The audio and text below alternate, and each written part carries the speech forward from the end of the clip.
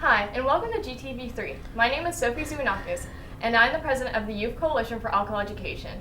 We are a coalition designated to educate the public on underage drinking. And if you'd like to contact us, just look at the contact information on the screen. And we'll start with you, Clay, and just introduce yourself. Hi, I'm Clay Barnett. I'm a sophomore at Sayre. Hi, I'm Saba Kindani, and I'm a junior at Henry Clay. And hi, I'm Angela Maskey, and I'm also a junior at Henry Clay. And to start off, since we are the Youth Coalition for Alcohol Education, Saba, can you elaborate on how much of a problem underage drinking is in Fayette County? Well, most people think that a lot of teens in Fayette County drink, but that's actually not true. But for the ones who do, it's actually a problem because when they do drink, they drink in excess, and that's actually known as binge drinking. And that's usually classified as five drinks in a row for women and around 4 for men. So, and when women binge drink, they're 63% more likely to become pregnant. So it's a problem in Fayette County, but not a lot of people drink, but when they do, it's a problem. And it has like huge ramifications like alcohol poisoning and even death sometimes. And prom and graduation, it's right around the corner. And that's a time where a lot of people associate drinking with that time. So can you comment on that?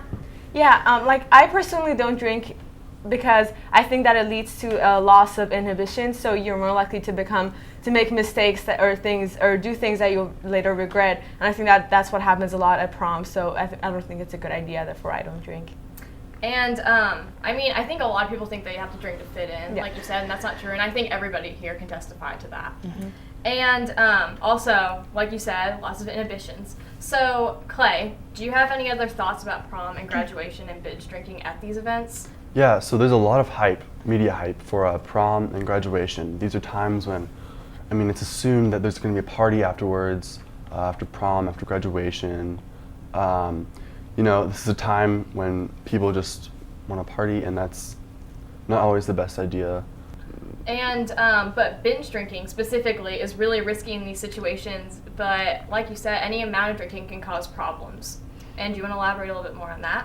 Yeah, so there's a lot of short-term and long-term problems. One of the short-term is memory loss. And out of the Fayette County seniors who reported they do drink, 1 in 4 of them black out regularly. And the worst case scenario is like death, and 5,000 youth die every year from alcohol-related incidents, which is just astronomical and crazy.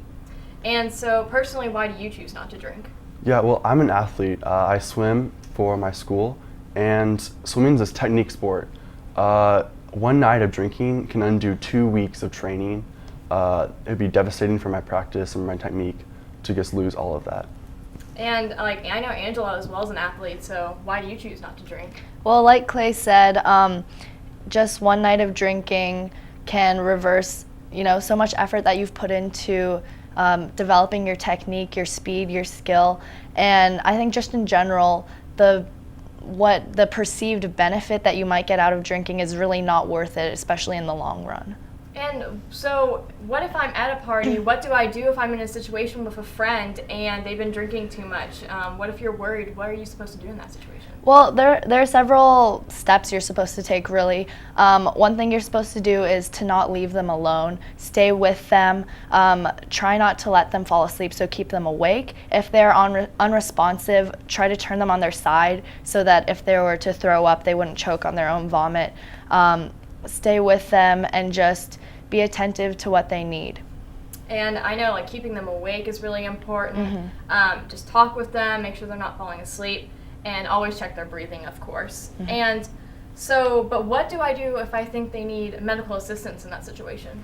Well, if you think your friend needs medical assistance, if you think they could die, anything like that, what you really should do is just call 911, get medical help immediately, and don't worry about getting in trouble, because first of all, getting in trouble is nothing compared to having a friend die or endure brain damage. So going along with that, there's also a new law in Kentucky that a lot of people don't know about, and it's called medical amnesty. And in this situation where you have a friend who needs medical attention after drinking, you can call medical help, call 911, and your friend will get medical help, and neither of you will get in trouble. So I really want to emphasize that it's really important to seek medical help for a friend if they need it, and you don't need to worry about getting in trouble. Yeah, honestly, bottom line is you're talking about somebody's life right here. It's like it's not something you can take for granted.